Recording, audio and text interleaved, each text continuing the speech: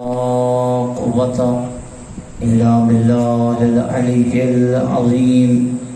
أعوذ بالله من الشيطان اللعين الرجيم. بسم الله الرحمن الرحيم. رب اشرح لي صدري ويسر لي أمري واحلل عقدة من لساني يفقهوا قولي. الحمد لله رب العالمين، والصلاة والسلام على أشرف الأنبياء والمرسلين سيدنا ونبينا وشفيع ذنوبنا وطبيب قلوبنا ومولانا أبي القاسم محمد. اللهم صل على محمد وآل محمد. ثم الصلاة والسلام على أهل بيته الطيبين الطاهرين المعصومين المنتخبين المنتجبين الغر الميامين الذين قال الله في شأنهم إنما يريد الله ليذهب عنكم الرجس أهل البيت ويطهركم تطهيرا.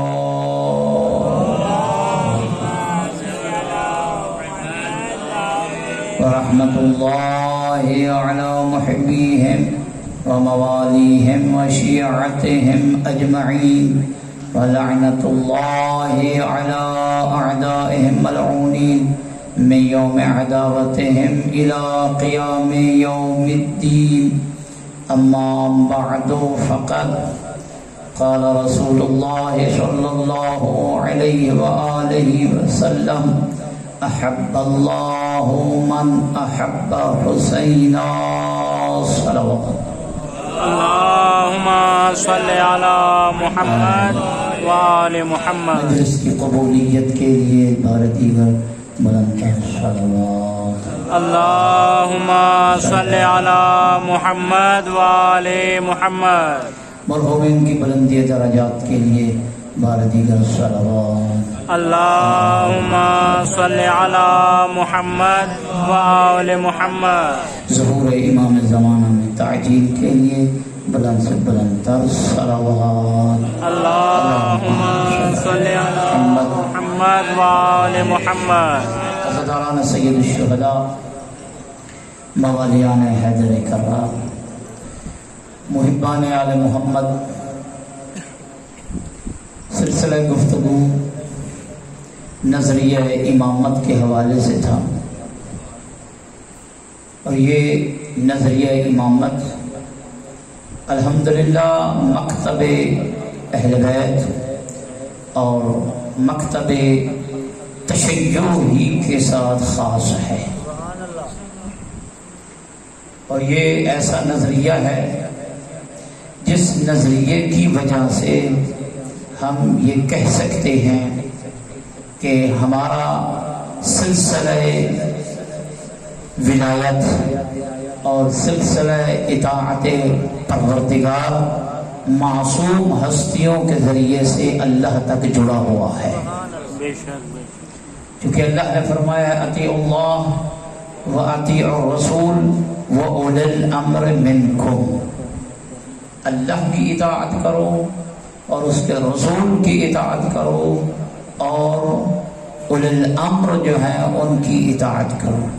اللہ کی اطاعت واضح ہے، رسول کی اطاعت یعنی پیغمبر اکرم صلی اللہ علیہ وآلہ وسلم کی اطاعت، اور اولی الامر کسی نے اپنے میں سے کسی کو اپنا اولی الامر بنا لیا، اور جب دل کیا اس کو ہٹا بھی دیا. لیکن آل محمد کو یہ امتیاز حاصل ہے، مکتب تشیع کو یہ امتیاز حاصل ہے کہ وہ اسی کو اولی الامر مانتے ہیں جو صاحب امر ہے. جو صاحب امر ہے وہی اولی الامر ہوا کرتا ہے.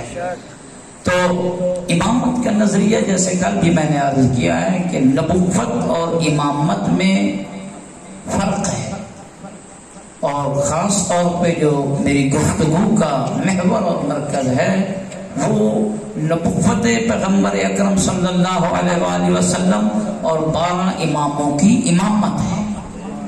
پیغمبر کی نبوت اور ہمارے 12 اماموں کی امامت میں چند فرق میں نے عرض کیے، جن میں مین فرق یہ ہے کہ 12 امام نبی آخر الزمان کے بعد آئے ہیں اور نبی آخر الزمان کے جانشینوں میں شمار ہوتے ہیں۔ یہ ان کے نائب ہیں، ان کے ولی ہیں، ان کے جانشین ہیں، یہ وہ امام ہیں۔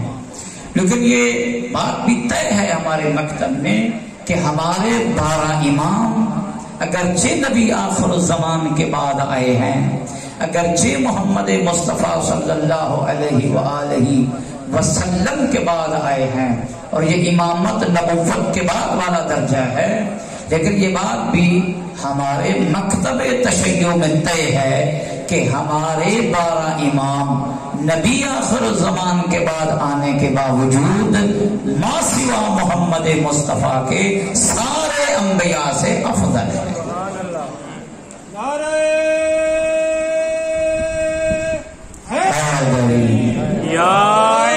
اور یہ میں تسلسل کے ساتھ کہہ رہا ہوں کہ انبیاء کرام کو نبوتیں ہمارے ائمہ کی ولایت کے صدقہ میں عطا کی گئی ہیں۔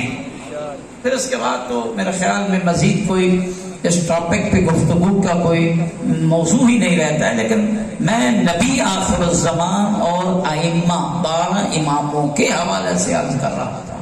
تو امام وہی ہوتا ہے جو نبی کا جانشین ہو، 12 امام وہی جو نبی آخر الزمان کا جانشین ہے۔ 12 اماموں میں سے کوئی امام نبی آخر الزمان سے نہ پہلے ہے اور نہ ہی رتبے میں ان سے افضل ہے، اور نبی آخر الزمان کے علم کے 12 امام وارث بھی ہیں، اور یہ ضروری ہے ہم نظریہ رکھیں، ہم انہی کو امام مانتے ہیں جو نبی آخر الزمان کے علم کے وارث ہیں، اور نہ فقط نبی آخر الزمان کے علم کے وارث بلکہ جو علم انبیاء کرام رکھتے تھے ان تمام علوم کے وارث 12 امام ہمارے موجود ہیں، اور وہ ان علوم کے وارث ہیں۔ اور یہی وجہ ہے کہ جناب امام محمد باقر علیہ السلام سے جناب ابو بصیر کرامی ہیں، انہوں نے حضرت سے پوچھا کہ ابن رسول اللہ هل انتم ورثۃ رسول اللہ، کیا آپ رسول اللہ صلی اللہ علیہ وآلہ وسلم کے وارث ہیں، ان کے جانشین، ان کے وارث ہیں؟ تو امام نے ارشاد فرمایا نعم نحن ورثۃ رسول اللہ، فرمایا ہم پیغمبر اکرم کے وارث ہیں۔ پھر ابو بصیر نے کہا کہ ابن رسول اللہ، یہ معلوم ہے نا آپ کو کہ رسول اللہ وارث جمیع الانبیاء، کہ رسول اللہ جو ہے وہ تمام انبیاء کے وارث ہیں۔ 5ویں امام نے ارشاد فرمایا ایسے نہ کہے بلکہ یوں کہے رسول اللہ وارث علوم جمیع الانبیاء، اور رسول اللہ جو ہے وہ تمام انبیاء کے علوم کے وارث ہیں۔ اگر آدم کے پاس اسماء کلھا کا علم تھا تو وہ رسول کے پاس بھی ہے، نوح کے پاس علم ہے تو رسول کے پاس بھی علم ہے، موسیٰ کے پاس جو علم تھا وہ رسول کے پاس بھی ہے، عیسیٰ کے پاس جو علم تھا وہ رسول کے پاس بھی ہے، ابراہیم اور اسماعیل اور شیس اور ادریس کے پاس جو علم تھا وہ محمد کے پاس بھی ہے۔ اور باقر العلوم 5ویں امام نے ارشاد فرمایا رسول تمام انبیاء کے علوم کے وارث ہیں، وَنَحْنُ وَرَثَةُ عُلُومِ جَمِيعِ الْأَنبِيَاء، اور ہم آل محمد کے سینے میں تمام انبیاء کے علوم درج ہیں۔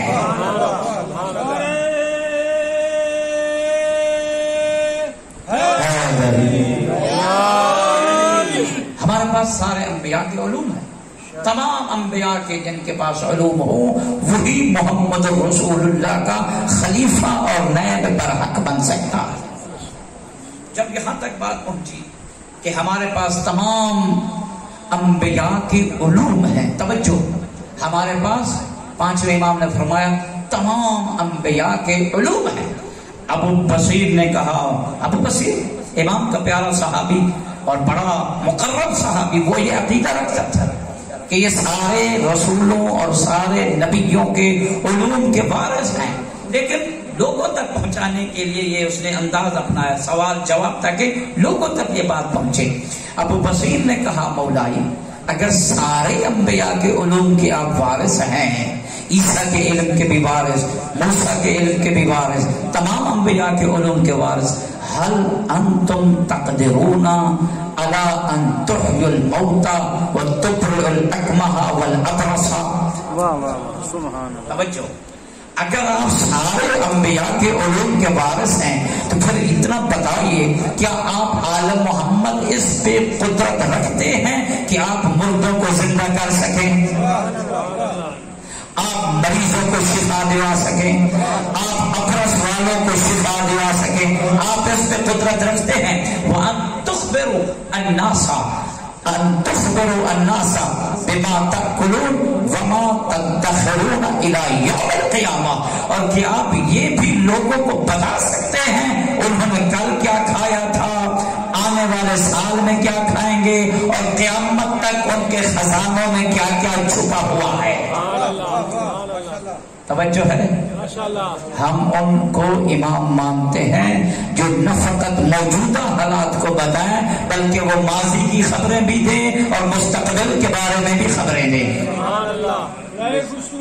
محمد والے محمد بلند صلی علی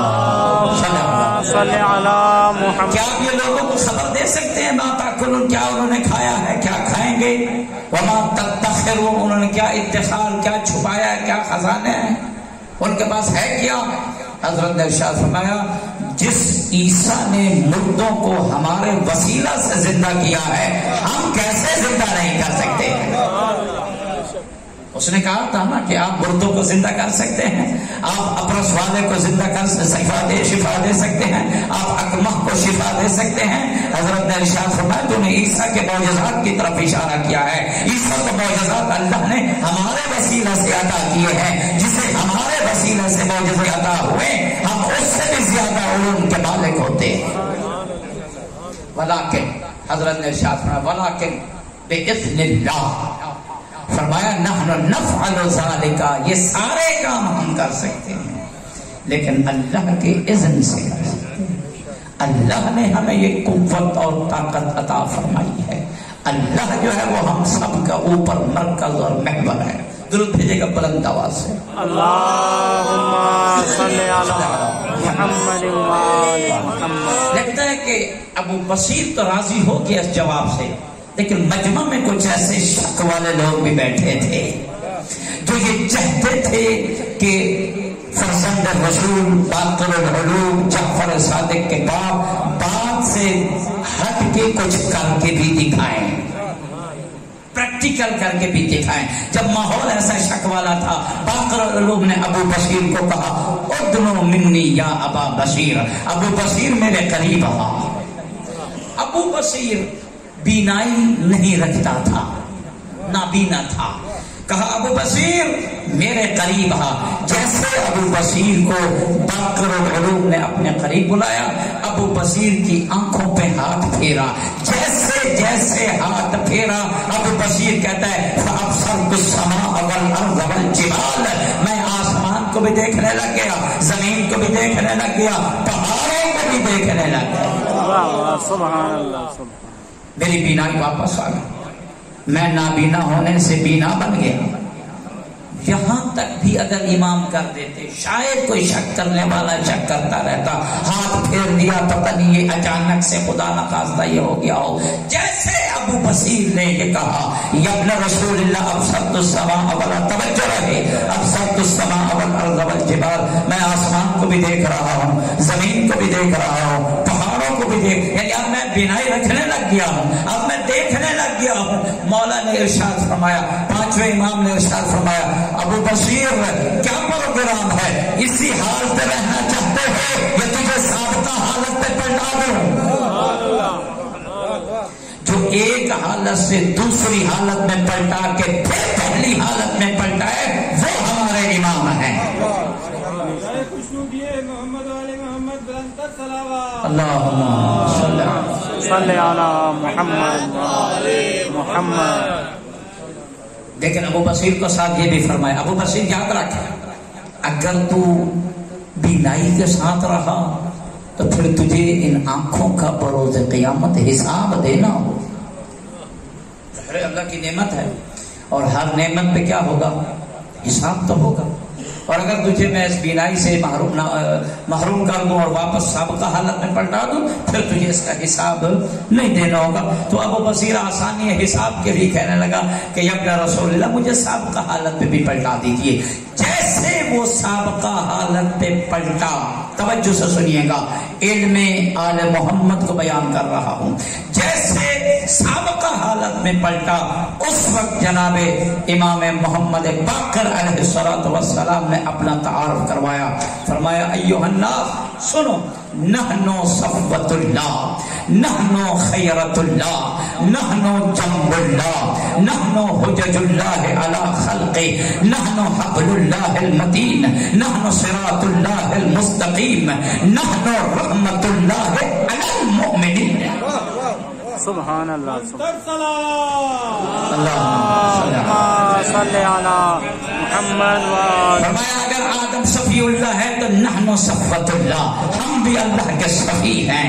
اگر ابراہیم خلیل اللہ اور خیر اللہ ہے، نحن خیرۃ اللہ، ہم اللہ کے برگزیدہ اور منتخب شدہ ہیں. نحن حبل اللہ المتین، ہم اللہ کی وہ مضبوط رسی ہیں جس رسی کے بارے میں اللہ نے فرمایا وَاعْتَصِمُوا بِحَبْلِ اللَّهِ وَلَا تَفَرَّقُوا، اللہ کی رسی کو مضبوطی سے تھام لو، کبھی اختلاف نہیں کرو گے.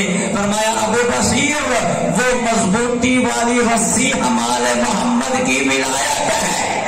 سبحان اللہ. سبحان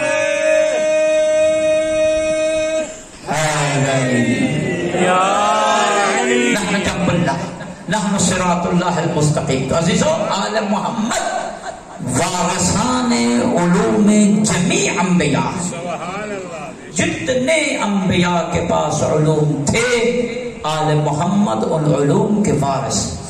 لیکن جو علم نبوت والا خاص، یہ نبی کا خاص، سارے علوم انبیاء کے وارث. اور ہر امام کا یہ اس وقت کی حکومتوں نے امتحان لیا، آزمایا، آیا ان کے پاس علم ہے یا نہیں ہے. ہر حاکم نے آزمانے کی کوشش کی، ہر حکومت کے لوگوں نے ہمارے آل محمد کو آزمانے کی کوشش کی. اور یہی وجہ ہے جناب ابو حمزہ شمالی، امام محمد باقر علیہ السلام اور امام جعفر صادق علیہ السلام دونوں کے وہ صحابی رہے ہیں. صلی علی محمد وعلی محمد. کہتے ہیں کہ ہم ایک دن امام کے ساتھ حج کے لیے گئے اور میں امام کی معیت میں. کیسی وہ ابو حمزہ شمالی کی حج ہوگی کہ جو اس نے امام باقر کے ساتھ کی ہے.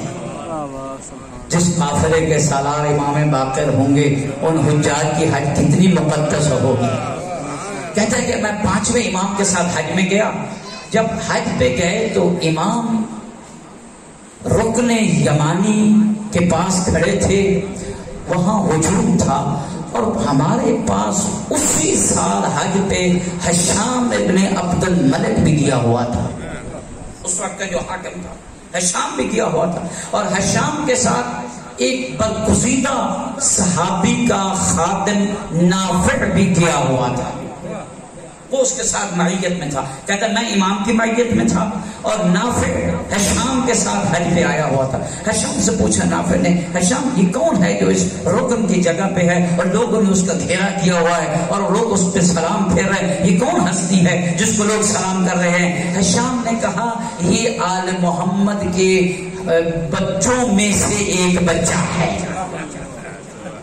یہ آل محمد کے بچوں میں سے ایک بچہ. توجہ رہے میرے جملوں کی طرف. تو یہ اپنے آپ کو امام کہتا ہے اور یہ کہتا ہے کہ میرے پاس علم ہے. یہ آل محمد کے افراد میں سے ایک فرد ہے. تو اس وقت ہشام کو یہ نافع کچھ علم بھی رکھتا تھا. نافع نے کہا ہشام اگر اجازت ہو تو میرے پاس کچھ ایسے سوالات ہیں جو سوائے نبی یا نبی کے وسیع کے کوئی بتا ہی نہیں سکتا. تکبیر، اللہ اکبر، نعرہ رسالت یا رسول اللہ، یا علی، بلند صلوات. اللہم صلی علی محمد وآل محمد. کہنے لگا میرے پاس ایسے سوالات ہیں جو سوائے نبی یا نبی کے وسیع کے کوئی نہیں بتا سکتا، اور میں جاتا ہوں اس سے سوالات پوچھتا ہوں. ہشام نے کہا بالکل جائیے، ہو سکتا ہے کہیں یہ جواب نہ دے سکے گا، یہ خجالت محسوس کرے گا، تو اس سے اس کی جو علمی دھاک ہے وہ ختم ہو جائے گی. کیسے منصوبے کیے جا رہے ہیں علوم الہیہ پڑھ کے آنے والوں کو ختم کرنے کے، کہ اللہ کے ساتھ معید اور مصدق، اللہ ان کی تعریف فرماتا ہے. تو یہ ہشام نے بھیجا نافع کو. نافع آیا، نافع آ کر کہنے لگا اے نوجوان میرے پاس چند سوالات ہیں، اور یاد رکھ میں نے تورات کا پورا مطالعہ کیا ہوا ہے، میں نے انجیل کا پورا مطالعہ کیا ہوا ہے، میں زبور کا بھی مطالعہ رکھتا ہوں، میں نے قرآن کو بھی پڑھا ہوا ہے، میں حلال اللہ کو بھی جانتا ہوں، حرام اللہ کو بھی جانتا ہوں، جو اللہ کے ہاں حلال ہے میں جانتا ہوں، جو اللہ کے ہاں حرام ہے میں جانتا ہوں، میں جاہل نہیں، میں جانتا ہوں. اور میرے پاس جو سوالات ہیں وہ ایسے سوالات ہیں جو سوائے نبی یا نبی کے وسیع کے کوئی جواب نہیں دے سکتا. مطلب یہ ہے کہ اگر اپنے آپ کو پیش کرنا ہے تو یہ سمجھ کے پیش کرنا کہ میرے پاس مشکل ترین سوالات ہیں اور ان کے جوابات سوائے نبی یا نبی کے وسیع کے کوئی نہیں دے سکتا. حضرت نے فرمایا سلما بدا الگ، چھوڑ ان باتوں کو، جو تیرے جی میں ہے پوچھ، میں آل محمد کا برتن ہوں.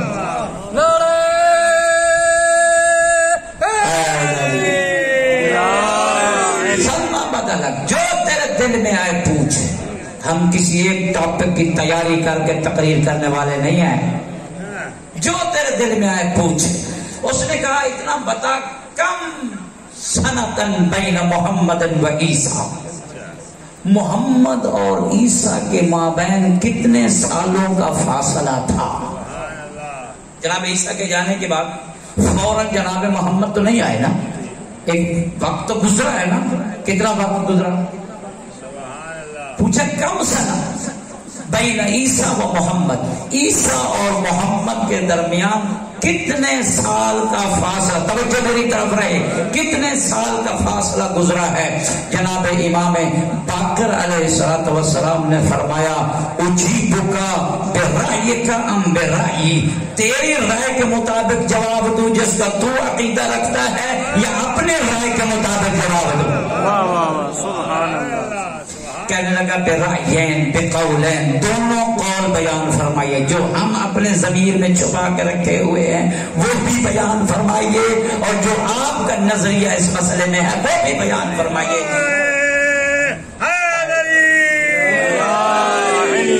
مسلمان ہم ان کو امام مانتے ہیں جو مسند بچھا کے کہتے ہوئے نظر آتے ہیں لو سنیت لیل وسادتو، اگر میرے لیے مسند علم بچھا دی جائے تو میں لحکمت لأہل التورات من التورات ولأہل الانجیل من الانجیل ولأہل الزبور من الزبور ولأہل القرآن من القرآن. تورات والوں کو تورات سے بتاؤں گا، انجیل والوں سے انجیل سے بتاؤں گا، زبور والوں سے زبور کو بتاؤں گا، قرآن والوں کو قرآن سے بتاؤں گا. حضرت نے فرمایا اجیبک برأیک ام برأیی، تیرے رائے تیرے قول کے مطابق جواب دوں یا ہم اپنے قول کے مطابق. کہنے لگا مولا دونوں قول بیان کروں، پتہ تو چلے ہمارا کیا قول ہے اور آپ کا کیا قول. حضرت نے ارشاد فرمایا آپ کے نزدیک محمد اور عیسیٰ کے درمیان 600 سال کا فاصلہ گزرا ہے، اور ہماری رائے کے مطابق محمد اور عیسیٰ کے مابین 500 سال کا فاصلہ گزرا ہے. کہنے لگا ٹھیک فرمایا، ہمارے نزدیک 600 سال کا فاصلہ اور آپ کے نزدیک 500 سال کا فاصلہ. حضرت نے فرمایا اس سوال سے آگے تو پوچھنا کیا چاہتا ہے. کہنے لگا سوال میں یہ پوچھنا چاہتا ہوں کہ اللہ نے جب عیسیٰ اور محمد کے درمیان 500 یا 600 سال کا فاصلہ رکھا ہے، تو قرآن مجید کی اس آیہ مجیدہ کی تفسیر کیسے کرو گے جس میں اللہ نے ارشاد فرمایا وَاسْأَلْ مَنْ أَرْسَلْنَا مِنْ قَبْلِكَ مِنْ رُسُلِنَا، اے حبیب پوچھ ان رسولوں سے جنہیں ہم نے تجھ سے پہلے بھیجا تھا. کیا پوچھ؟ کہ ہم نے رحمان کے علاوہ کوئی الہ کوئی معبود نہیں بنایا تھا. ان سے بھی پوچھ لے جو پہلے رسول گزرے ہیں کہ انہیں بھی ہم نے ایک الہ کی تبلیغ کا حکم دیا کہ اللہ ایک ہے، اور تجھ سے بھی محمد کہہ رہے ہیں کہ الہ اور معبود ایک ہی ہے. کہنے لگا جب محمد اور عیسیٰ کے مابین جو آخری نبیوں کے سلسلوں میں سے نبی تھا، محمد سے پہلے جو آخری تھے عیسیٰ، اس کے اور محمد کے مابین 500 سال کا فاصلہ گزرا. پھر محمد آئے، پھر کہاں محمد نے رسولوں سے پوچھ لیا؟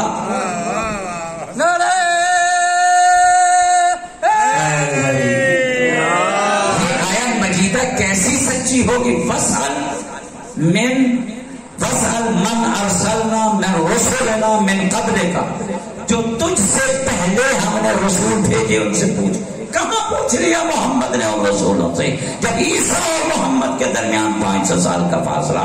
موسیٰ اور محمد کے درمیان کتنا فاصلہ ہوگا؟ ابراہیم اور محمد کے درمیان کتنا فاصلہ ہوگا؟ نوح اور محمد کے درمیان کتنا فاصلہ ہوگا؟ آدم اور محمد کے درمیان کتنا فاصلہ ہوگا؟ یہ زمینی فاصلے کو جاننے والا تھا. اسے کیا پتا جب آدم کا عجین اور خمیر تیار ہو رہا تھا اس وقت بھی انوار محمد و آل محمد موجود تھے. اسے کیا پتا میں کس سے بات کر رہا ہوں؟ اسے کیا پتا میں اس سے بات کر رہا ہوں جس کے سجدہ میں آدم کا خمیر تیار ہوا. تو کہنے لگا کہ کب محمد نے سابقہ رسولوں سے یہ پوچھا تھا؟ حضرت امام محمد باقر علیہ السلام نے فوراً اس قرآن مجید کی آیت مجیدہ کی تلاوت فرمائی. توجہ رہے، فرمایا بسم اللہ الرحمن الرحیم سبحان الذی اسری بعبدہ لیلا من المسجد الحرام الی المسجد الاقصی الذی بارکنا حولہ لنریہ من آیاتنا. بابرکت ہے وہ اللہ، پاکیزہ ہے وہ اللہ جس نے اپنے ایک بندے یعنی محمد کو مسجد الحرام سے مسجد اقصی تک سیر کروائی، اس لیے تاکہ میں اللہ اسے اپنی نشانیاں دکھاؤں.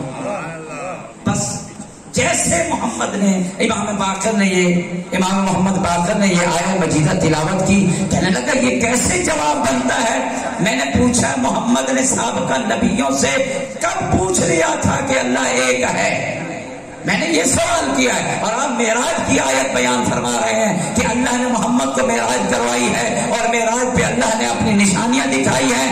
باقر علوم نے فرمایا یاد رکھ، جب محمد کو اللہ نے معراج کروائی تھی، جب محمد 7ویں آسمان پہ پہنچے تھے، اللہ نے سارے انبیاء کی روحوں کو محشور کیا تھا. وہاں سارے انبیاء کی روحوں کو محشور کر کے اللہ نے محمد سے کہا تھا وَاسْأَلْ مَنْ أَرْسَلْنَا مِنْ قَبْلِكَ مِنْ رُسُلِنَا. محمد آدم کی روح سے بھی پوچھ لے، نوح کی روح سے بھی پوچھ لے، ابراہیم کی روح سے بھی پوچھ لے، موسیٰ عیسیٰ سے بھی پوچھ لے کہ ہم پہلے بھی ایک تھے اب بھی ایک ہے.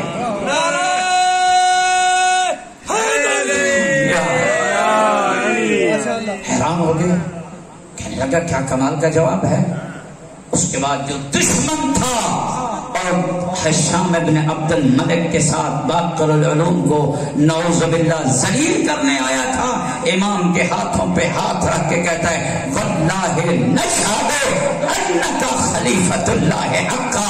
رب ذوالجلال کی قسم حج اس کے ساتھ کرنے آیا ہوں لیکن خلیفہ برحق تو ہے. خلیفہ برحق باقر العلوم آپ ہیں. دوسرا سوال اس نے کہا اگر اجازت ہو، توجہ، اگر اجازت ہو میں دوسرا سوال کر لوں؟ حضرت نے ارشاد فرمایا سلما بدالک، جو تیرے دل میں آئے پوچھ، میں صاحب سلونی علی کا بیٹا جو تیرے عالم ہے، عالم محمد عالم، ان کے علم کو ناپنے سے پہلے انسان اپنے حجم کو ناپ کے آئے. پوچھ جو تیرے دل میں آتا ہے. کہنے لگا یا ابن رسول اللہ متا کان اللہ، اتنا بتا اللہ کب سے ہے. اللہ اکبر، اتنا بتا اللہ کب سے ہے. توجہ توجہ، اس سے پوچھ رہا ہے اللہ کب سے ہے. جن کی تسبیحاں سن کے فرشتوں نے تسبیح پڑھنا سیکھی، اس سے پوچھ رہا ہے اللہ کب سے ہے. جن کے بارے میں اللہ نے حدیث قدسی میں ارشاد فرمایا ہے آل محمد کو میں نے خلق ہی اس لیے کیا ہے تاکہ میں پہچنوایا جاؤں. جب اس نے کہا متا کان اللہ، کب سے اللہ ہے، حضرت نے ارشاد فرمایا متا لم یکن حتی اقول لکا متا کان اللہ، کب اللہ نہ تھا تاکہ تجھے بتاؤں کب سے ہے. اللہ کب سے بے نیاز ہے. اللہ تب والے لفظوں سے بے نیاز ہے. کب اور تب اور جب زمان کے لیے آتے ہیں. اللہ زمان اور زمانیات سے پاک ہے. درود بھیجے گا بلند آواز سے. اللہم صلی علی محمد وآل محمد. اللہ کے لیے یہ چیزیں نہیں ہیں کہ اللہ کب سے ہے اور کب سے نہیں ہے. تو میرے دوستو عزیزوں اور بزرگوں، علم آل محمد کا کسی کے ساتھ قیاس ہی نہیں کیا جا سکتا. اور آل محمد کا علم عام انسان کا دیا ہوا علم نہیں ہے، یہ اللہ کا عطا کردہ علم ہے. یہ نبی آخر الزمان کا دیا ہوا علم ہے. اور آل محمد اتنے علوم کے مالک ہیں. حضرت امام موسیٰ کاظم علیہ السلام ہر زمانے کے لوگوں نے امام کو آزمایا، ہر زمانے کے حاکم نے امام کو آزمانے کی کوشش کی. امام موسیٰ کاظم کے زمانے میں ہارون الرشید نے اپنے مشیروں کو بلایا. کہنے لگا کہ میں نے موسیٰ کاظم کو جیلوں میں بھی ڈالا، میں نے موسیٰ کاظم کو قید خانوں میں بھی ڈالا، لیکن جو دربان آتا تھا موسیٰ کاظم کا گرویدہ بن جاتا تھا. میں نے ان کو لوگوں سے دور بھی رکھا ہے تاکہ لوگ ان کے گرویدہ نہ بنے. پھر بھی ان کی لوگوں کے دلوں میں محبت پائی جاتی ہے. وجہ کیا ہے؟ سنو کہ وجہ کیا ہے. سارے مشیروں نے اور اس کی سرکاری مشینری نے بیک زبان ہو کے یہی جواب دیا. کہا ان کے پاس علم ہے، علم کی دھاک لوگوں پہ بیٹھی ہوئی ہے. جب تک ان کے علم کا توڑ نہیں کرے گا لوگوں کے دل میں ان کی محبت نہیں جائے گی. لوگوں کے دل سے ان کی محبت نہیں جائے گی. ان کی محبت کو نکال، یعنی علم کا توڑ پیش کر. اس نے بغداد میں سارے زمانہ اور اس عصر کے علماء کو بلایا. توجہ رہے، عصر کے سارے علماء کو بلایا، بڑے بڑے مفتیوں کو بلایا. مفت میں تھے مفتی، یہ پڑے ہوئے تھے، بہرحال تھے مفتی. مفتیوں کو بلایا اور ان مفتیوں میں جو بڑا تھا وہ بغداد کا چیف جسٹس تھا، قاضی بغداد تھا. اور قاضی بغداد کو یہ ٹاسک دیا کہ تو نے موسیٰ کاظم سے مشکل ترین سوال پوچھنے ہیں. اور میں یہاں رک کے کہتا ہوں کہ ہمیشہ حکومتوں کی ترجمانی کے لیے جسٹسوں کو استعمال کیا گیا، ہمیشہ قاضیوں کو استعمال کیا گیا، ہمیشہ کلموں کو خریدا گیا. یہ آج کی بات نہیں ہے، پرانی بات ہے. قاضی بغداد کو یہ ٹاسک دیا گیا کہ موسیٰ کاظم سے مشکل ترین سوالات پوچھنے ہیں. امام موسیٰ کاظم بغداد کے قید خانہ میں قیدی. ہارون الرشید کے حکم سے موسیٰ کاظم کو لایا گیا. ہاتھوں میں ہتھکڑیاں ہیں، پاؤں میں بھیڑیاں ہیں، گلے میں توق ہے، لیکن سینے میں علم کا ٹھاٹھے مارتا ہوا سمندر ہے۔ بآواز بلند صلوات۔ اللهم صل على محمد۔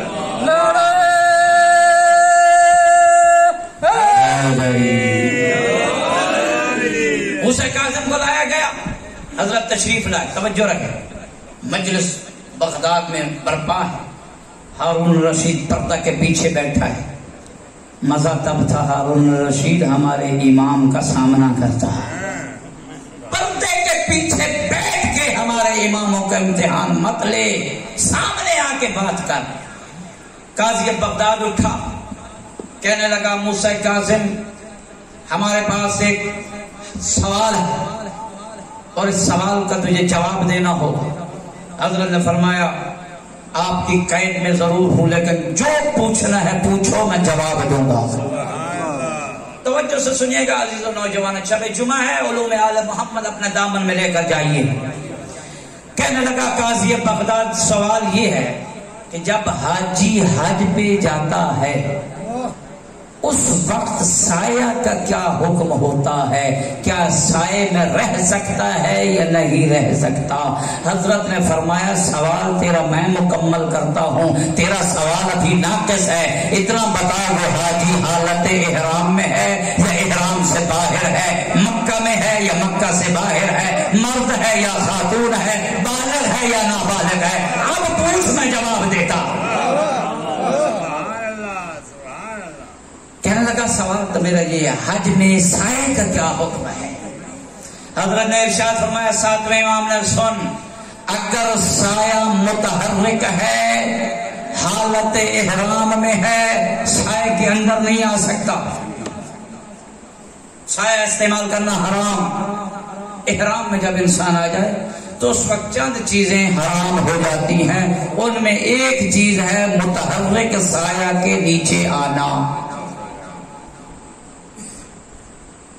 لیکن اگر سایہ متحرک نہیں ہے، ساکن ہے، اس وقت وہ اس کے نیچے آ سکتا ہے۔ بلڈنگ ہے، بلڈنگ کا سایہ تو ہوتا ہے چھت ہے، یہ سایہ متحرک ہے یا ساکن ہے؟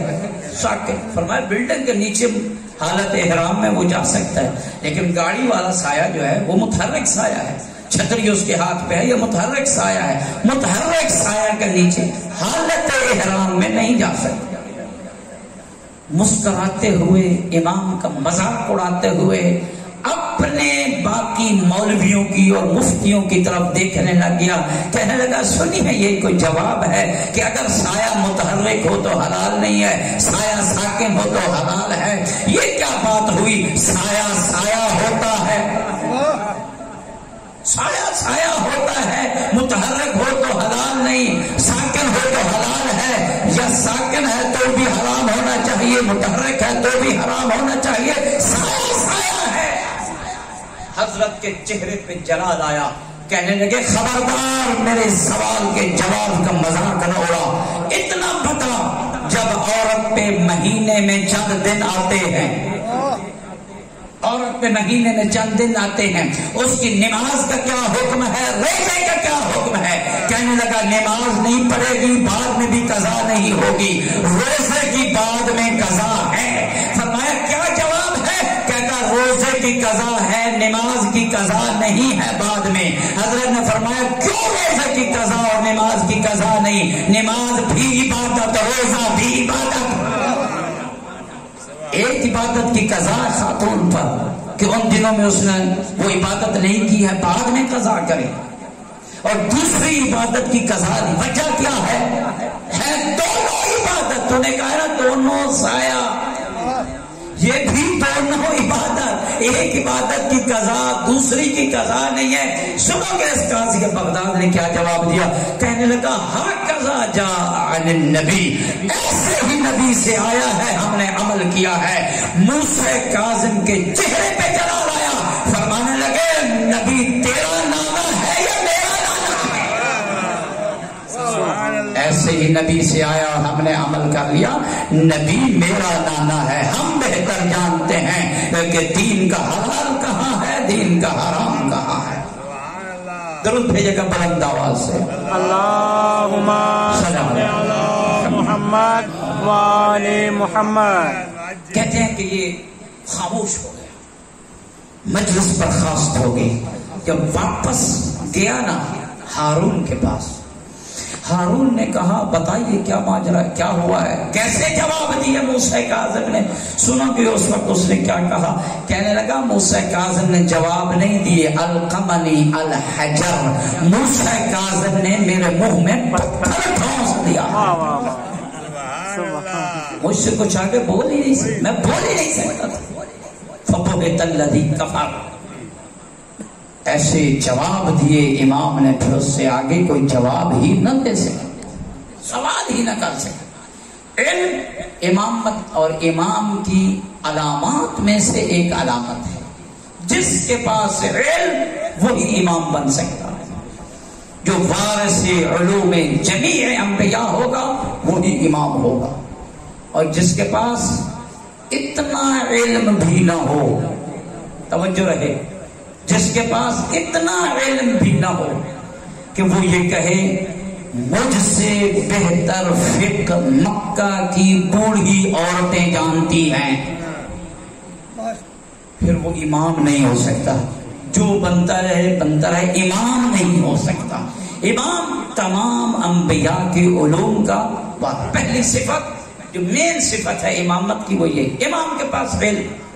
دوسری صفت جسے کل میں نے تھوڑا سا ٹچ کیا, وہ یہ ہے کہ امام شجاع ہوگا, بہادر ہوگا, بزدل نہیں ہوتا. اور یہ وجہ ہے شجاعت کا بھی ہمارے اماموں سے امتحان لیا گیا. شجاعت کا بھی ہمارے اماموں سے ہر دور میں امتحان لیا گیا. اسی حشام نے امام جعفر صادق علیہ السلام کی شجاعت کا ان سے امتحان لیا. درود بھیجے گا بلند آواز سے. اللہم صلی علی محمد و آل. شجاعت کا امتحان لینے لگا. کہنے لگا جعفر صادق, ہم نے سنا ہے کہ آل محمد کا ہر نوجوان, ہر بچہ بڑا بہادر اور شجاع اور تیر انداز ہوتا ہے. تیر چلانے کا بڑا اسے طریقہ آتا ہے. آج میرے ماہر تیر اندازوں کے ساتھ تجھے مقابلہ کرنا ہوگا. صادق آل محمد نے کہا رہنے دیجیے, چھوڑیے. پس و پیش کیا. جیسے صادق آل محمد نے پس و پیش کیا, دشمن پکا ہو گیا کہ اسے یہ طریقہ آتا ہی نہیں ہے. کہنے لگا نہیں, یہ تیر اندازی آج کرنی ہوگی, آج تجھے یہ تیر چلانا ہوگا. حضرت نے فرمایا چلے اگر موڈ ہے تو تیر چلا لیتے. اس نے تیر تیار کروائے اور اپنے جرنیلوں میں سے ماہر ترین جرنیل کا انتخاب کیا. ماہر ترین جرنیل آ گیا, نشانہ معین ہوا, ہدف معین ہوا. امام جعفر صادق سے کہا اس نشانے پہ تیر ایک کے بعد دوسرا, دوسرے کے بعد تیسرا جانا چاہیے, جانا اسی ہدف پہ چاہیے. توجہ ہے. حضرت نے کمان اٹھائی, کمان میں تیر لیا, تیر کو چلایا, تیر اسی نشانے پہ گیا جہاں اس نے مارنے کا کہا تھا. پھر دوسرے کو چلایا, دوسرا پہلے کی پشت پہ لگا, پھر تیسرے کو چلایا, تیسرا دوسرے کی پشت پہ لگا. کہا یہ ہے نشانے پہ لگا ہوا تیر.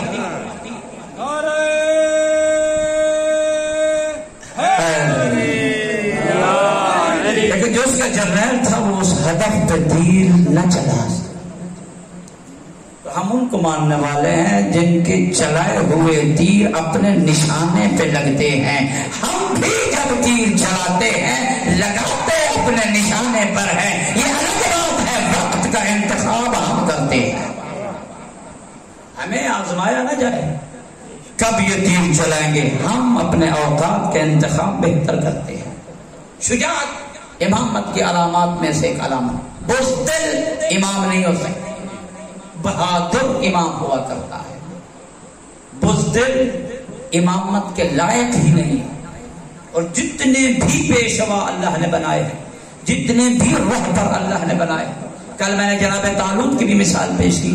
اللہ نے ان کو امیر اور سالار ایک لشکر بنایا ہے. فرمایا زادہ بسطۃ فی العلم والجسم, کہ وہ علم میں اور جسم اور قوت اور طاقت میں ان تمام سے زیادہ حیثیت رکھتا ہے. تیسری خصوصیت امامت کی کیا ہے؟ توجہ، بس آخری خصوصیت آج کی مجلس تمام. تیسری خصوصیت نوجوانوں عزیزوں، امام وہ ہوتا ہے جس کا دامن ہر قسم کے دھبا سے پاک ہوتا ہے، معصوم. ہر قسم کی خباثت، ہر قسم کی غلاظت، ہر قسم کی پلیدگی اور نجاست سے اس کا دامن پاک، سفید دامن کے مالک کو امام کہتے ہیں.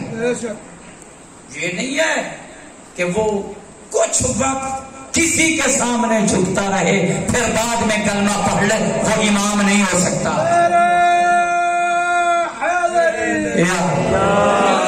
یہ تو دشمن بھی مانتے ہیں کہ علی کرم اللہ وجہہ ہے اور اس کے علاوہ کوئی کرم اللہ وجہہ ہے ہی نہیں ہے. اور کرم اللہ وجہہ کہتے اسی لیے ہیں کہ علی وہ ہے جس کی پیشانی اللہ کے سوا کسی کے سامنے جھکی ہی نہیں ہے، کسی کے سامنے نہ جھکے. ہر قسم کی آلودگی اور ہر قسم کی پلیدگی سے جس کا دامن دھبا پاک، وہی امام ہو سکتا. یہی وجہ حضرت ابراہیم علیہ السلام کو جب امتحان اللہ نے لے لیا اور امتحان میں جناب ابراہیم پاس ہو گئے، پاس ہونے کے بعد اللہ نے کہا انی جاعلک للناس اماما. فرق اتنا ہے، کل مجھ سے ایک دوست پوچھ رہا تھا ابراہیم کو بھی اللہ نے امام بنایا، علی اور 11 علی کے بیٹوں کو بھی اللہ نے امام بنایا، اس کی امامت اور ان کی امامت میں فرق کیا ہے؟ میں اتنا جلدی عرض کروں گا، قرآن کی اسی آیت کو پڑھ لینا، تجھے پتا چل جائے گا ابراہیم کی امامت کا دائرہ کار کیا ہے، علی اور 11 اماموں کی امامت کا دائرہ کار کیا ہے. ابراہیم کو جب امام بنایا تو اللہ نے فرمایا انی جاعلک للناس اماما، انی جاعلک للناس اماما. اے ابراہیم میں تجھے لوگوں کا امام بنا رہا ہوں، لوگوں کا امام بنا رہا ہوں. لیکن علی اور ہمارے 12 اماموں تک ہم یہ کہتے ہیں السلام علیکہ یا امام الانس والجان. ہمارا مہدی ایسا امام ہے جو جنوں کا بھی امام ہے، انسانوں کا بھی امام ہے. اتنا فرق ہے ابراہیم کی امامت اور ہمارے اماموں کی امامت. ایک مختصر اور جلدی جواب. ابراہیم کو جب امامت نصیب ہوئی تو اس وقت جناب ابراہیم نے منصب امامت کی عظمت کو جانچتے ہوئے اور پہچانتے ہوئے دعا مانگی. کہا یا اللہ ومن ذریتی، یہ منصب میری اولاد میں بھی چلتا رہے، یہ منصب میری آل میں بھی چلتا رہے. امام عرض کیا ہر قسم کی نجاست سے پاک، ہر قسم کے دھبا سے پاک، ہر قسم کی غلاظت سے پاک، ہر قسم کی پلیدگی سے امام پاک ہوتا ہے. جب جناب ابراہیم نے یہ تمنا کی، اللہ نے اسی وقت ارشاد فرمایا لا تنالو عہدی، لا ینالو عہدی الظالمین. میرا جو عہد امامت ہے، میرا یہ جو منصب امامت ہے، ظالموں کو نہیں پہنچے گا. تیری ضروریت میں جو نیک ہے انہیں یہ نصیب ہوگا. خط کھینچا اللہ نے کہ منصب امامت ظالموں کو نہیں مل سکتا. جو بتوں کی پوجا کرے وہ ظالم، جو اللہ کی نافرمانی کرے وہ ظالم، جو برائیاں کرے وہ ظالم، جو نافرمانی اور معصیت کرے گا وہ ظالم. اور یہ منصب امامت ظالموں کو نہیں مل سکتا. امام طے ہو گیا قرآن کے سایہ مجیدہ سے، امام معصوم ہو ہر قسم کے عیب، ہر قسم کے دھبا، ہر قسم کی نجاست، ہر قسم کی غلاظت سے پاک. دلیل تیرا نصابی واقعہ آپ کی خدمت میں عرض کر رہا ہوں. تیری کتابوں میں تیرے نصاب میں ایک واقعہ بیان کیا جاتا ہے کہ ایک بزرگ برتر ہستی تھی، ایک بزرگ صحابی تھی. ان کی عدالت کا یہ ماجرا، توجہ سے سنیے گا، ان کی عدالت کا یہ ماجرا کہ جب ان کے ایک بیٹے نے بھی شراب پی تو اس سے بھی انہوں نے حد جاری کر کے لوگوں کو اپنی عدالت کا مظہر دکھایا. اور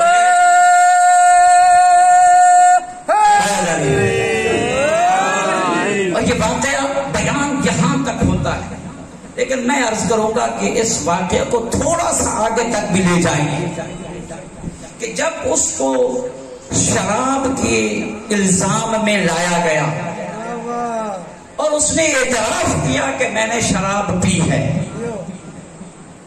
جب اس پہ حد جاری کرنے کا حکم صادر ہوا کہ اب اس پہ حد جاری کی جائے اور تیرے عادل کی عدالت واضح ہوئی، وہاں راوی نے آگے یہ بھی لکھا جیسے اس مجمع میں اس نے کہا کہ اس پہ حد جاری کی جائے، اس نے کھڑے ہو کے کہا حاکم وقت یاد رکھ مجھ پہ وہ حد جاری کرے جس پہ زندگی بھر حد جاری نہ ہوئی ہو، جس میں کبھی شراب نہ پی ہو۔ سارا مجمع اٹھا بشمول حد جاری کرنے کے حکم صادر کرنے والے کے، ایک ایک اس بند سے باہر نکلتا گیا۔ آج ٹی ویوں پہ بیٹھ کے کہتے ہیں کہ علی نے نعوذ باللہ نماز پڑھی تھی فونا حالت میں، ہمارا علی ایسا نہیں کر سکتا ہے۔ وہ کرتے تھے جب 3 رکعت نماز پڑھا کے بھی پوچھتے تھے کیا خیال ہے، ہنس رہے کہ یہ زیادہ اور بڑھا دو۔ سارا مجمع اٹھ کے چلا گیا، 3 ہستیاں اس بزم میں بیٹھی رہی، علی بھی بیٹھے رہے، حسن بھی بیٹھے رہے، حسین بھی بیٹھے رہے، اور کہنے لگے ہم وہ ہیں جنہوں نے شراب کی حرمت سے نہ پہلے شراب پی ہے نہ شراب کی حرمت کے بعد شراب پی ہے۔ ہم ہیں تجھ پہ حد جاری کرنے والے۔ مولا علی نے اپنے حسنین شریفین بیٹوں کو کہا، حسن اس کے دائیں ہاتھ کو پکڑ، توجہ آخری واقعہ زحمت، حسین اس کے بائیں ہاتھ کو پکڑ۔ امام معصوم ہو، ہر قسم کی خطا، ہر قسم کی غلاظت، ہر قسم کی خباثت، ہر قسم کی پلیدگی، ہر قسم کی نجاست، ہر قسم کی رجاست سے پاک ہے۔ بائیں ہاتھ حسین تو پکڑ، دائیں ہاتھ حسن تو پکڑ۔ علی ولی نے اس پہ حد جاری کرنا شروع کیا، پہلا کوڑا مارا، دوسرا کوڑا، جیسے علی توجہ، جیسے علی 16ویں کوڑے پہ پہنچے اس وقت وہ مدہوشی کے عالم میں جا رہا تھا۔ علی جھکے اور اس کی کان میں منہ رکھ کے کہا تو اللہ سے ملاقات کرنے جا رہا ہے، جیسے اللہ سے ملاقات کرنا علی کے بارے میں کہہ دینا مجھ پہ اس نے حد جاری کی ہے، من لم یحد علیہ ابدا، جس پہ کبھی بھی کسی نے حد جاری ہی نہیں کی ہے۔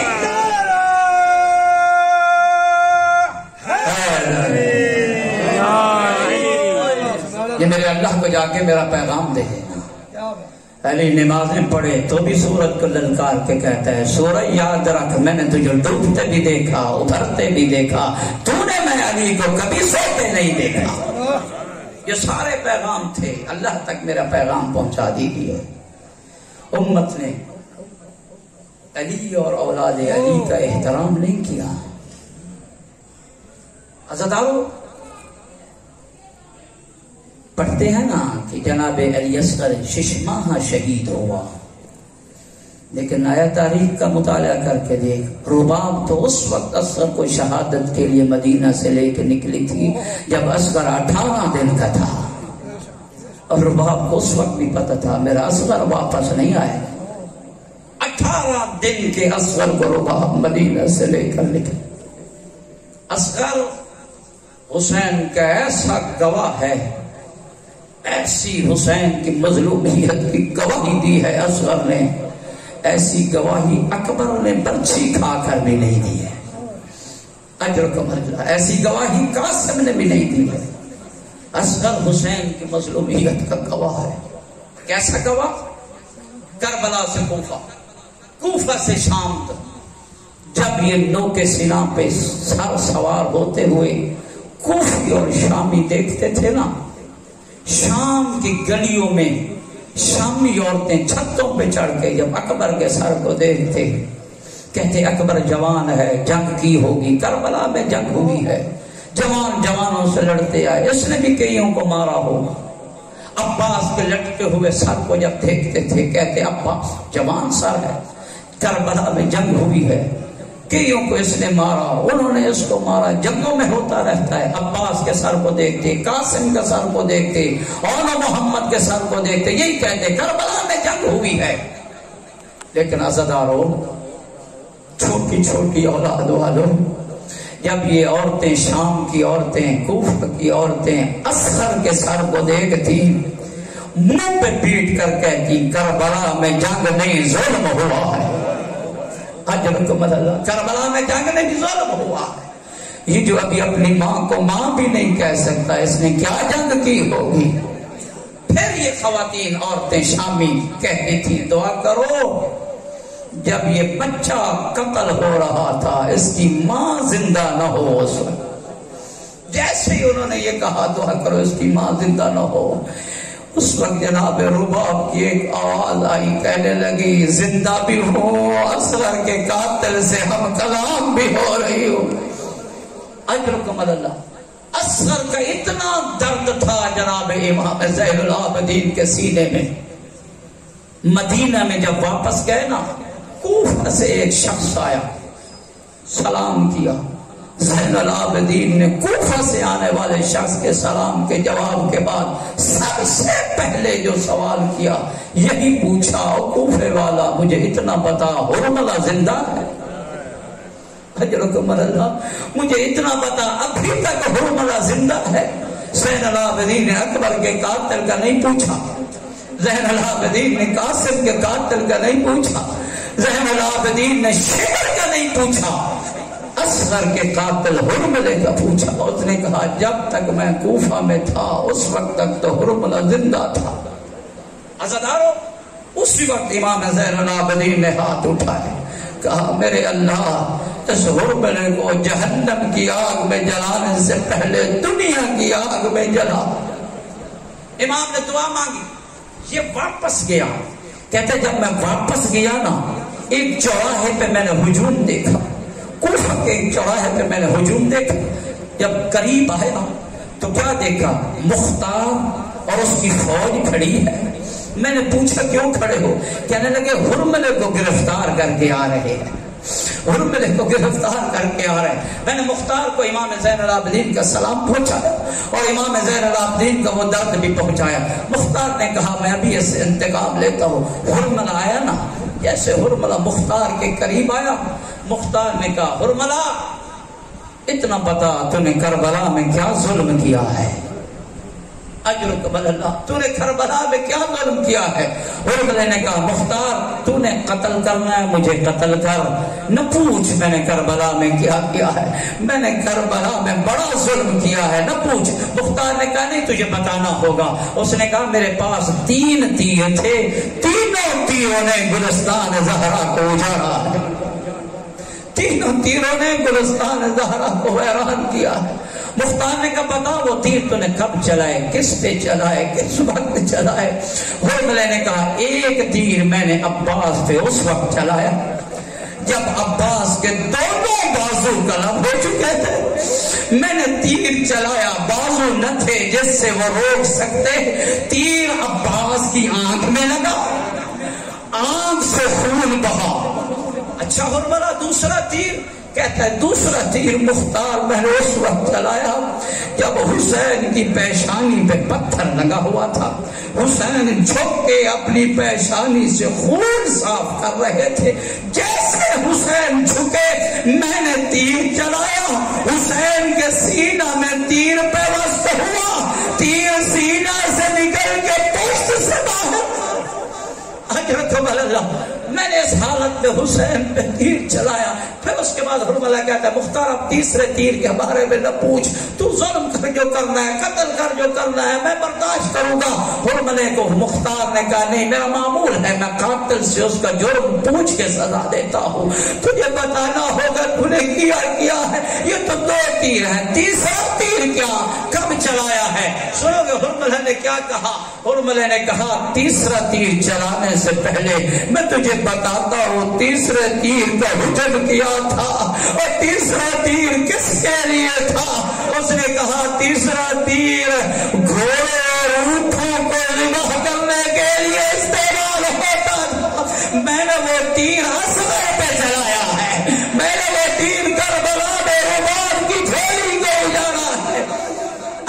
حرمل اللہ. مختار نے کہا حرملہ جب تو نے یہ تیر چلایا اس وقت مختار نے کہا اس وقت اصغر کی حالت کیا تھی؟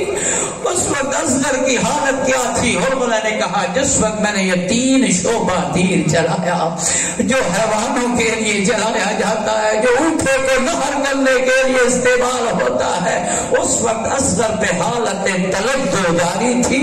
سنیں گے حالت تلذذ کسے کہتے ہیں؟ مچھلی کی ایک حالت ہوتی ہے، مچھلی کو جب پانی سے باہر نکالا جائے اس پہ 3 حالتیں یکے بارگی آتی ہیں. پہلی حالت یہ ہوتی ہے جب پانی سے باہر نکالا جاتا ہے مچھلی پیاس سے تڑپ تڑپ کے کبھی اس طرف کبھی اس طرف، پھر جب شدت پیاس بڑھتی ہے کبھی دائیں کروٹ کبھی بائیں کروٹ، جب پیاس اور بڑھتی ہے کبھی منہ کھولتی ہے کبھی منہ بند کرتی ہے.